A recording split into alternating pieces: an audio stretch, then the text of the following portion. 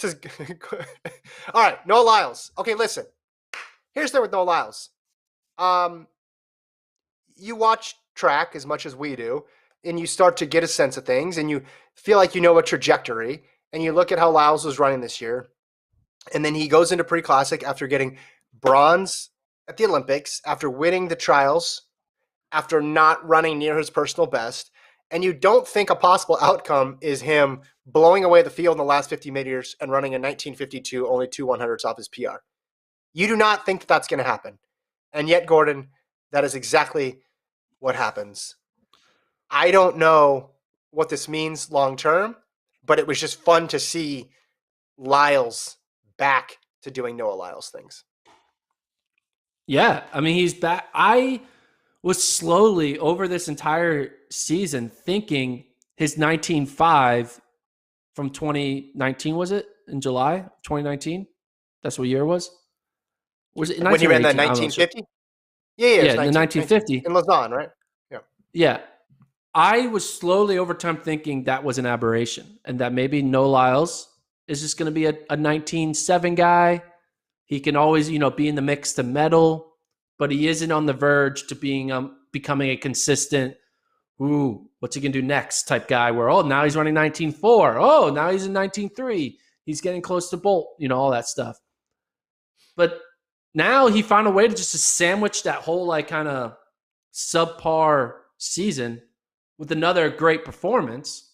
And now you want to start thinking the 2019 version of Lyles is back, where he easily won Worlds. He's now run 19.5. And now you start wanting to get back on the Lyles train. We all hopped off it in Tokyo. We're like, all right, maybe this is Arian Knighton's looking good. He's a young gun. Kenny B just beat him. Andre de Grasse obviously winning the Olympic title. Maybe Lyles' time is over. But then he's like, no, not so fast. And he runs 19.52. And all right, here's the question for you, Kevin. You just lost a house betting on Noah Lyles. Are you willing to now double down now that he's run 19.5 again for 2022? Get that house back. You can get your house back, man. Yeah, I'm doubling down. I like what I saw. He had more so than the other sprinters for the U.S. that didn't run well in Tokyo, the quote unquote favorites.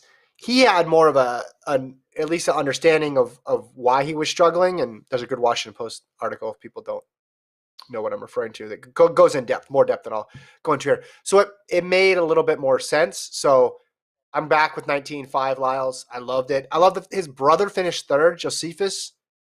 Almost set a PB, almost broke 20 seconds. Like beat some big names in this race too. It was a total Lyles situation. Gordon, you can call me a sucker. I'm doubling down. Lyles 2022 is where it's at. The last 50 looked really good.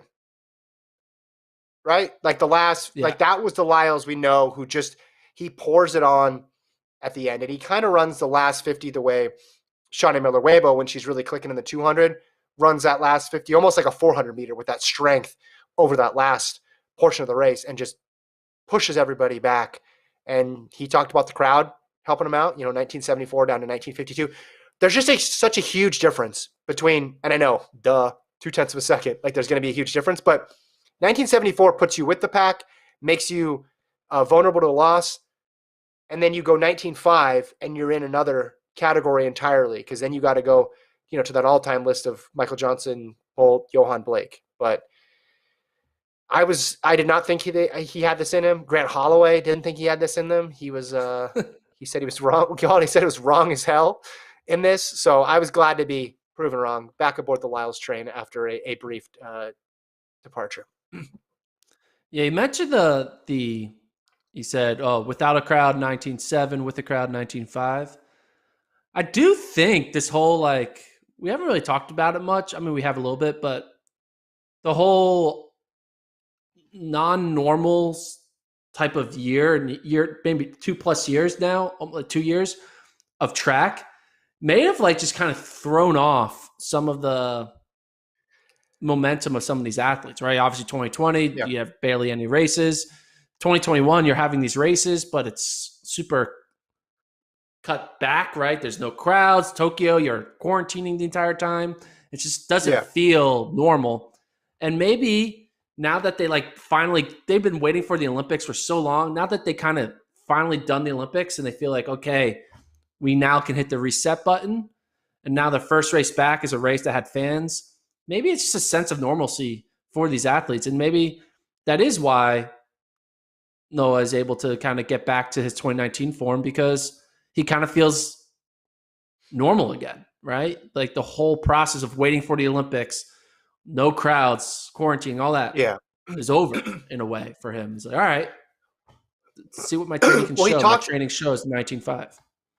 Well, and he said he had issues. He talked about, this was after the trials, I believe, or after the Olympics, talked about Josephus was like having to motivate him to run earlier in the year at Mount Sac. He's been open with taking antidepressant medications and how that impacted his body. Had trouble, he said, getting having continuity with the same person who was the masseuse in his legs, and because of COVID, and just a lot of change and a lot of disruption to the routine.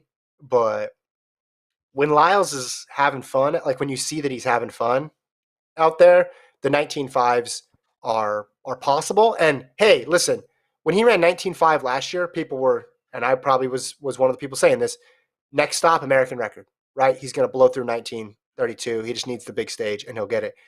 Maybe that isn't going to happen. Maybe it could, but maybe it's not going to happen. But even if it doesn't, running a bunch of 19.5s, like put up this is the all-time list. He's behind Bolt, Blake, Johnson. That's it. That's the list. Not even Johnson has run 19.5 twice. Right. So right?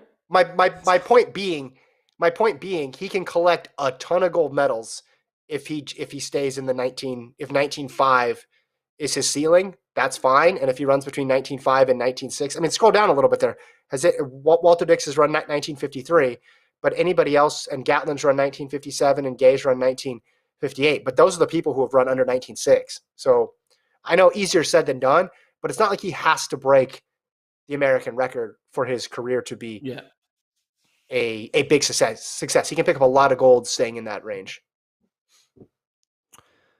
Speaking of a lot of golds, there is one man who may now question of the day. Is Andre de Grasse the best sprinter in the world today? Today, as we sit right now, combo 1 and